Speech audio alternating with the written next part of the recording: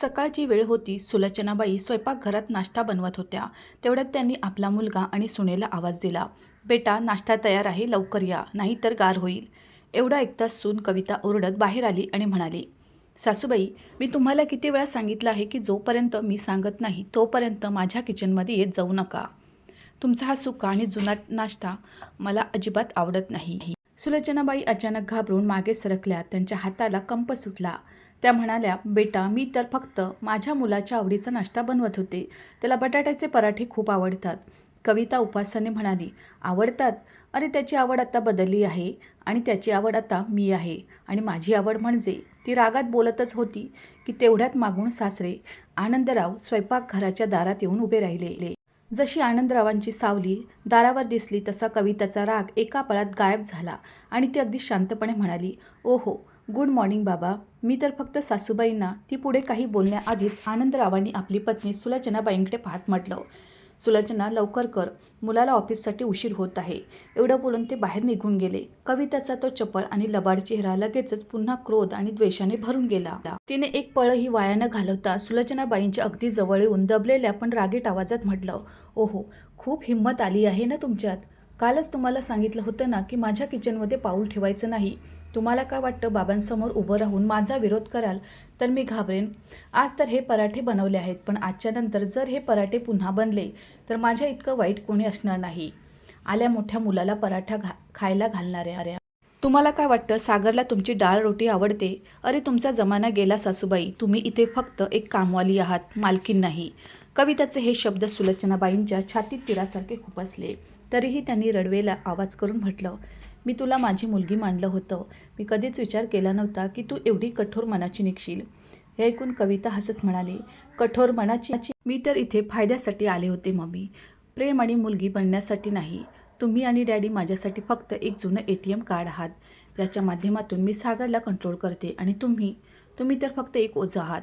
ती आणखी काही विषारी शब्द बोलणारच होती की तेवढ्यात बैठकीच्या खोलीतून सागरने आवाज दिला, "कविता, कुठे गेली आहेस?" हे ऐकताच कविताने सुलोचनाबाईंच्या कानाजवळ कुजबुजत म्हटलं, "ऐकलत ना, सागरला आता मी आवडते.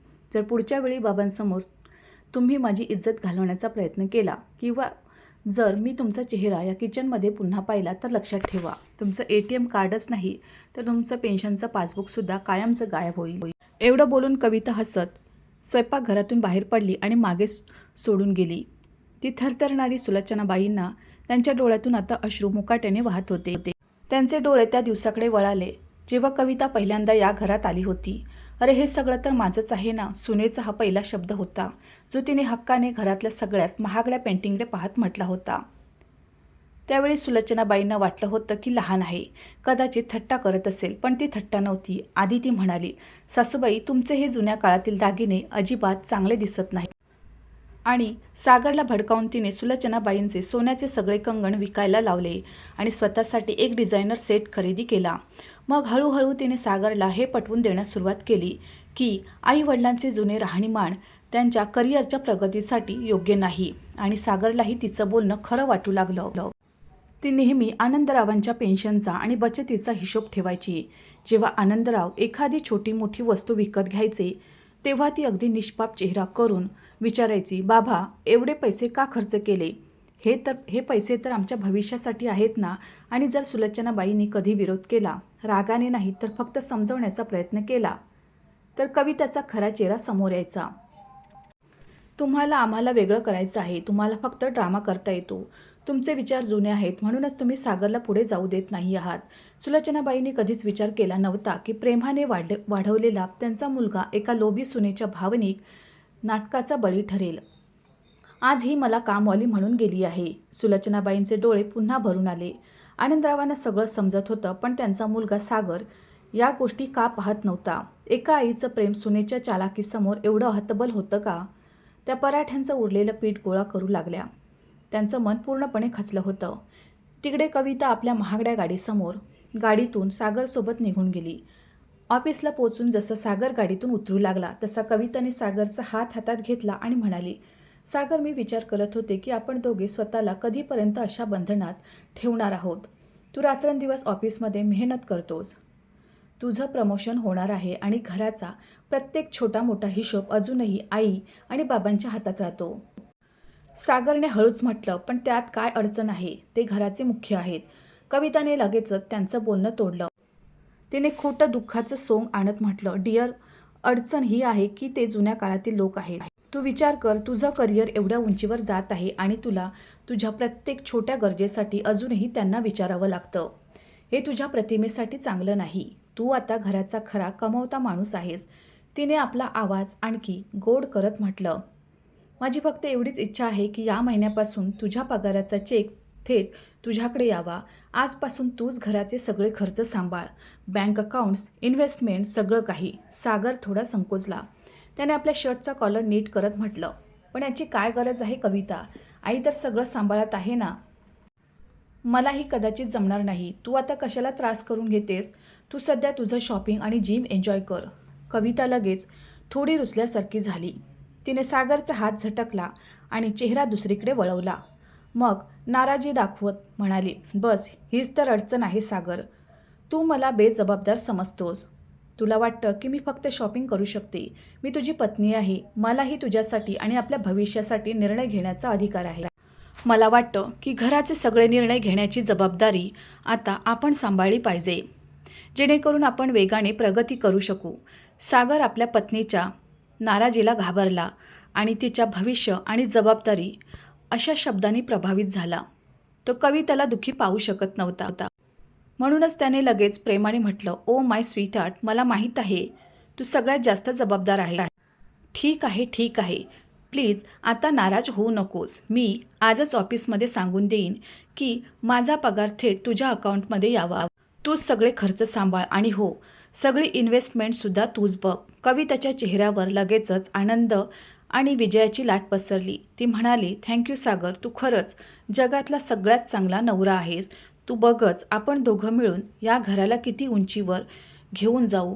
आता जा तू. जसा सागर गाडीपासून दूर गेला तशी कविता गाडीकडे वळली. तिचं हसू आता आणखीनच रुंदावलं होतं. तिने एक दीर्घ श्वास घेतला, जणू तिला काही खूप मोठा खजिना सापडला होता. तिच्या डोळ्यात आता स्पष्टपणे लोभाची चमक होती. रात्रीच्या वेळी डायनिंग टेबलवर बसलेल्या कविताच्या चेहऱ्यावर एका विजेत्याचे हसू होते. सागर आपल्या आईने बनवलेल्या साध्या जेवणाची स्तुती करत होता. तेवढ्यात कविता म्हणाली, सागर, आतापासून तुझा पगार थेट माझ्या अकाउंटमध्ये येईल, असं मी म्हटलं होतं. यावर सागरने कविताकडे पाहत म्हटलं, हो, मी HR ला सांगून दिलं आहे. तू किती काळजी घेतेस माझी. तेवढ्यात कविताने आनंदराव आणि सुलोचनाबाईंकडे एका विजयी नजरेने पाहिलं. मग हक्क गाजवत म्हणाले, तर बाबा आणि आई, आता जर सागर आणि मी घराचे आर्थिक व्यवहार सांभाळत आहोत, तर माझी इच्छा आहे की काही कठोर निर्णय घेतले जावेत. आनंदरावांनी स्थिर नजरेने कविताकडे पाहिलं. त्यांनी शांत स्वरात विचारलं, कसले निर्णय सुनबाई? यावर कविता हसत म्हणाली, बघा बाबा, हे घर आमच्या भविष्यासाठी आहे, नको त्या खर्चासाठी नाही. मी पाहिलं आहे की इथे खूप उधळपट्टी होत आहे. आई, तुम्ही सकाळी आणि संध्याकाळी तुमच्या मैत्रिणीसोबत जी किटी पार्टी करता त्यात खूप पैसे वाया जातात. आजपासून तुमची किटी पार्टी बंद आहे. सुलोचनाबाईंचा चेहरा पाहतच राहिला. त्यांचा हाच एकुलता एक सामाजिक विरंगुळा होता. त्यांनी दुःखाने म्हटलं, बेटा, त्या तर फक्त काही तास मन रमवण्यासाठी येतात. कविताने तिखटपणे म्हटलं, मन रमवणं? आणि त्याचा खर्च कोण करणार? लक्षात ठेवा, आता प्रत्येक छोट्या खर्चाचा हिशोब मला द्यावा लागेल. सागरला थोडं अस्वस्थ वाटलं आणि तो म्हणाला, कविता, ही काय पद्धत झाली? हे तर आईचे वैयक्तिक खर्च आहेत. यावर कविता लगेच म्हणाली, डिअर, मी फक्त तुमच्या भविष्याची बचत करत आहे. आता जेव्हा तुम्ही घर चालवत आहात तेव्हा तुम्हाला हे समजून घ्यावं लागेल की प्रत्येक रुपया वाचवणं गरजेचं आहे. मग तिने आनंदरावांकडे वळून सगळ्यात मोठा वार केला, आणि बाबा, मी विचार करत होते की आता सागर आणि मी हे घर चालवत आहोत, तर तुम्ही तुमची पेन्शन दर महिन्याच्या 1 तारखेला माझ्या अकाउंटमध्ये ट्रान्सफर करत जा. हे तुमच्यासाठीही चांगलं आहे. तुम्हाला बँकेत जाण्याची मेहनत करावी लागणार नाही. आनंदरावांचा चेहरा गंभीर झाला. त्यांना समजलं की सुनेने आता ATM ऐवजी त्यांना चेकबुकच बनवलं आहे. आनंदरावांनी गंभीर स्वरात म्हटलं, आणि जर मी माझी पेन्शन तुला दिली नाही तर काय होईल? कविताने एक भयानक हसू दिलं. तिने हळूच म्हटलं, तर काही होणार नाही डॅडी. फक्त घरातलं जेवण थोडं साधं बनवू लागेल आणि ज्या गोळ्या औषधं तुम्हाला लागतात कदाचित त्या थोड्या महाग वाटू लागतील. सागर जो आपल्या पत्नीच्या मॅनेजमेंट कौशल्याने प्रभावित झाला होता त्याने मध्यस्थी केली. त्याने आपल्या वडिलांना म्हटलं, डॅडी, कविता बरोबर सांगत आहे. जर तुम्ही घरात मदत केली तर मला चांगलं वाटेल. ही तुमची नैतिक जबाबदारी आहे. सागरच्या तोंडून नैतिक जबाबदारी हा शब्द ऐकून आनंदरावांना आपली योजना सुरू करण्याची ताकद मिळाली. त्यांनी ओळखलं की मुलाचे डोळे उघडण्यासाठी आता पैशाची चणचणच उपयोगी पडेल. आनंदरावांनी एका क्षणात कविताच्या लोभी डोळ्यांमध्ये पाहिलं. मग सुलोचनाबाईंचे अश्रू पाहिले.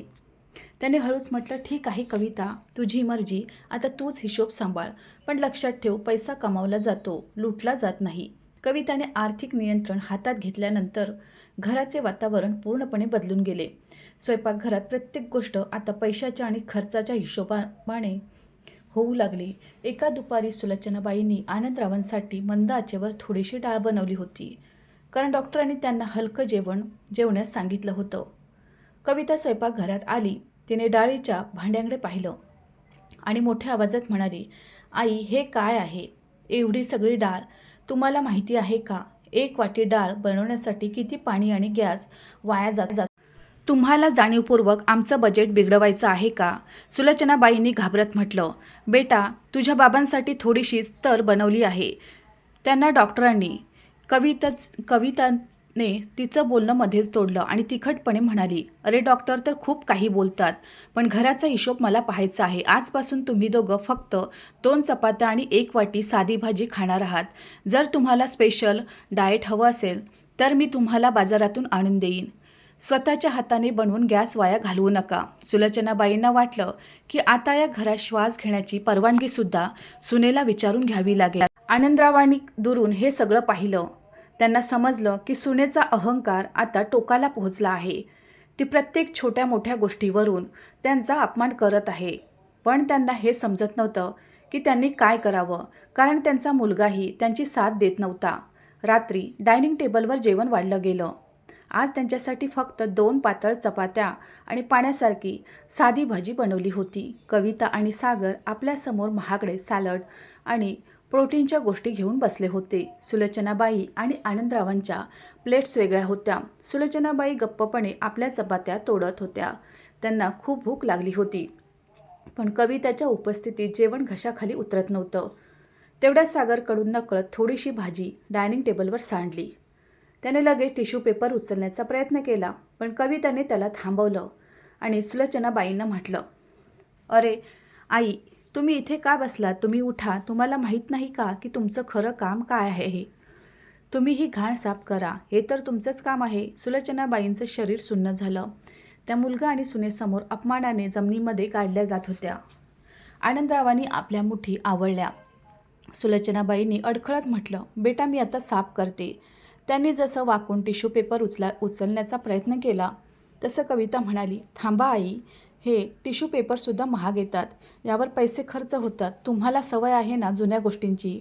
जा स्वयंपाकघरातून तो फाटलेला कपडा घेऊन या, ज्याने तुम्ही जुनी भांडी साफ करता. सागरने पाहिलं की आईच्या डोळ्यात पाणी आलं आहे. त्याने हळूच कविताला म्हटलं, हे काय करत आहेस कविता? मी साफ करतो ना. कविताने लगेच सागरचा हात पकडला. तिने खोटं प्रेम दाखवत म्हटलं, नाही सागर, तू का करशील? तू तुझे हात घाण करणार का? तुझा हात तर पैसे कमवतो आणि हे काम, हे तर फालतू लोकांचं आहे ज्यांना घरात काही काम नाही. तिचा इशारा उघडपणे सुलोचनाबाईंकडे होता. सुलोचनाबाईंचं मन असं तुटलं की त्यांना वाटलं जणू त्यांच्या शरीरात आता प्राणच उरले नाहीत.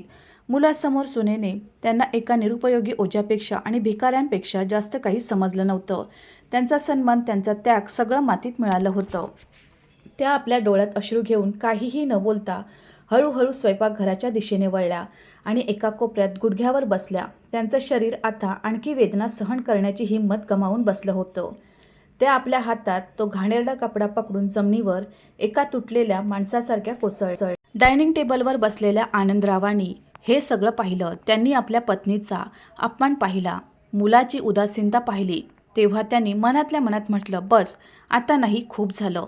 मी माझ्या मुलाला एवढं कमकुवत बनवलं की तो आपल्या पत्नीच्या पायाची धूळ बनला आहे. कविता, तू माझ्या पत्नीला भिकारी बनवलं आहेस. आता मी तुला दाखवतो की जेव्हा खरी गरिबी येते तेव्हा तुझा हा फायद्याचा महाल कसा पत्त्यासारखा कोसळतो.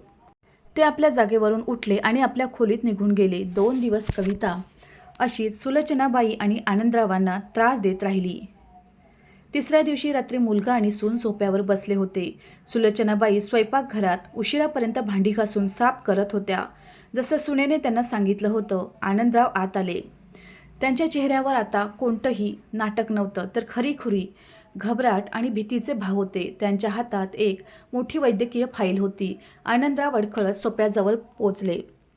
त्यांनी आपला आवाज खूप कमकुवत करत म्हटलं, बेटा, मला तुझ्याशी खूप महत्त्वाचं बोलायचं आहे.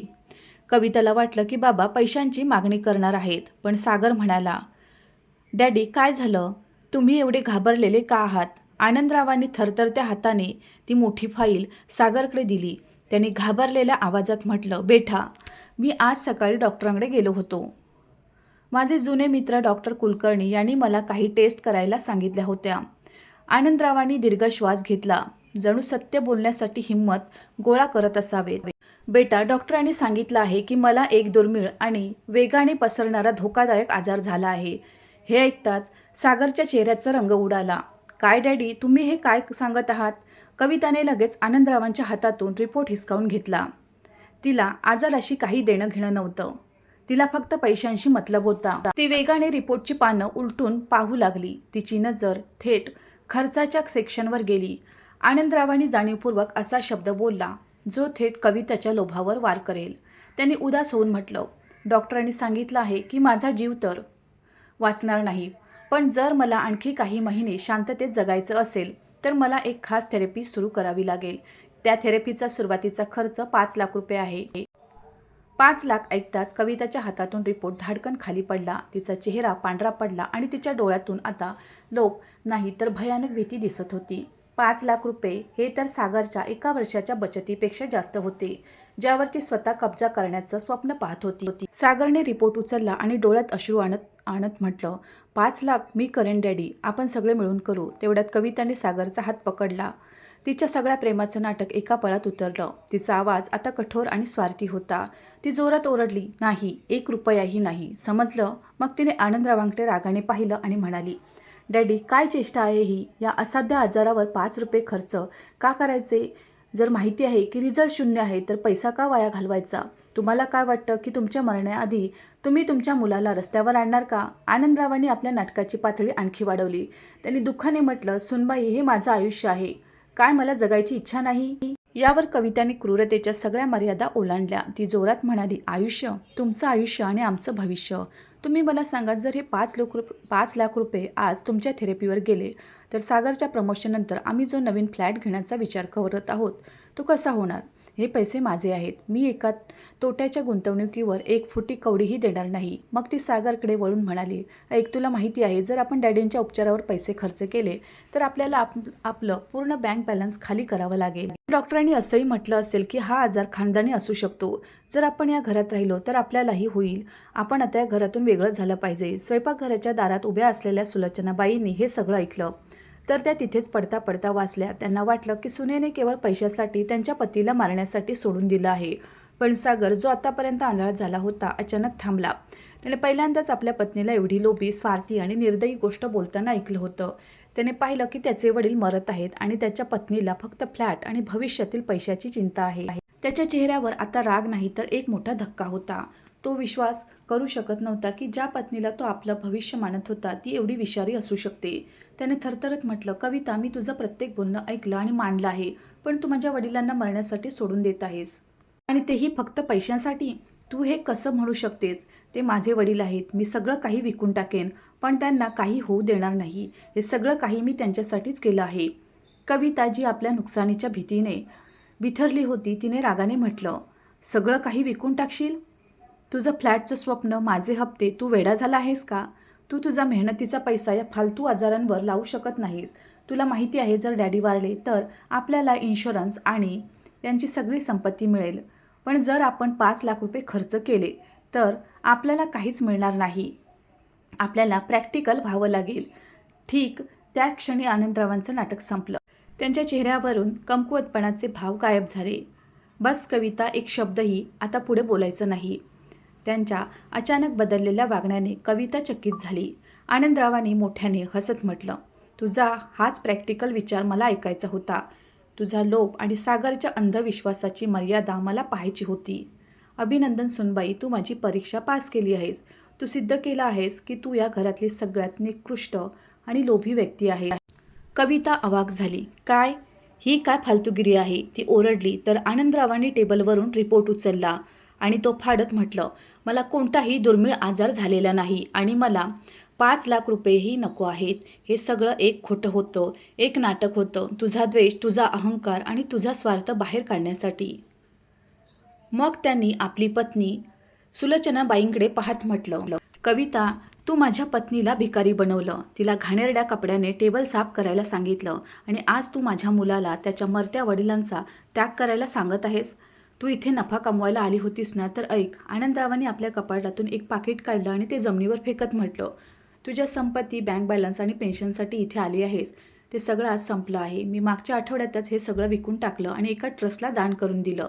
माझ्याकडे आता जे काही उरलं आहे ती फक्त माझी सरकारी पेन्शन आहे, जी आता तुझ्या हाताबाहेर आहे. हे घर सुलोचनाच्या नावावर आहे आणि यात आता तुझा कोणताही हिस्सा नाही आणि माझ्या मुलाचाही नाही.